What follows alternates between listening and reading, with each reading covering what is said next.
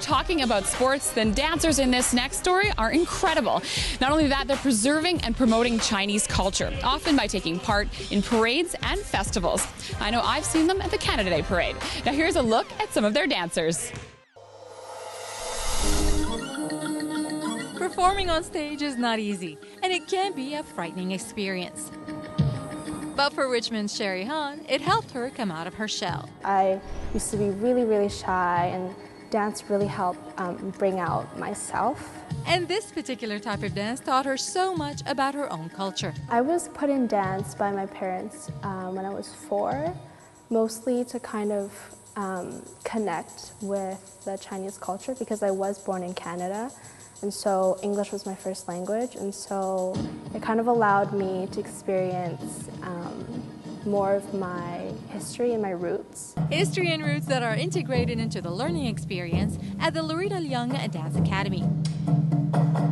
For each ethnical dance, we learn kind of the environment, and all the movements have elements from their everyday life incorporated into the dance. So it's really cool to see how their culture really translates into dance.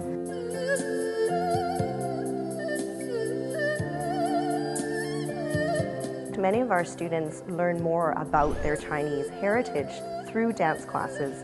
I myself was born in Vancouver, and English was my first language, and I didn't really speak Chinese until I started taking Chinese dance lessons with my mom. Jessica Joan runs the Dance Academy, which her mom Lorita Leung started 46 years ago. We are one of Canada's first and most established Chinese dance training schools.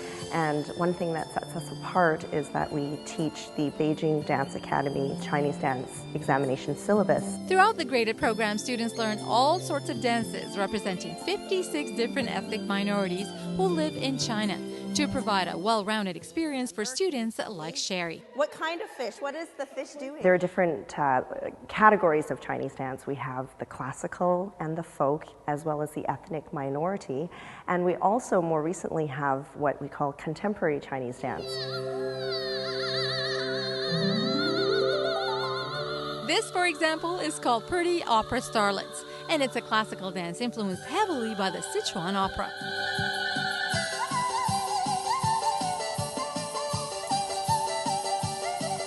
In it, you see young opera students who are emulating their favorite stars of the opera, and it's very theatrical with the very long feather on the head.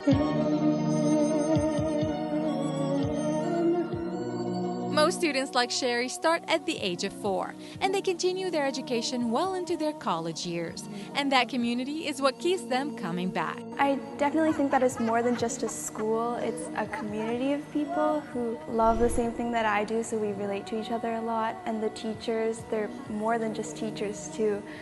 They kind of watched me grow up here. We're like a family here, and like we always have each other's backs, and even like backstage, if we have like nerves or anything, we're all kind of like in this together. And together is the way they like it. In Richmond, I'm Dina Tosi for Go on Shaw TV.